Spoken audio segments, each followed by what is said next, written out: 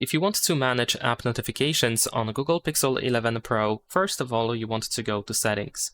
Over here in Settings, open the Notifications option, and then here easily you can just go to the app notifications. Now you can find some apps over here that recently sent you some notifications, so you can easily decide if you want to enable or disable notifications for these apps.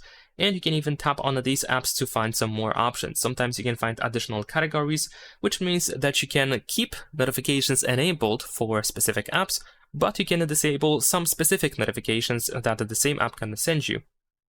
So this is of course quite useful if you don't want to completely turn off notifications, but you want to disable some specific notifications.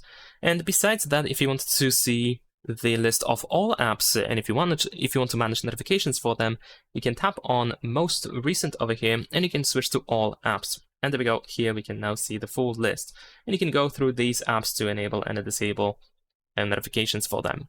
Leave a like and subscribe.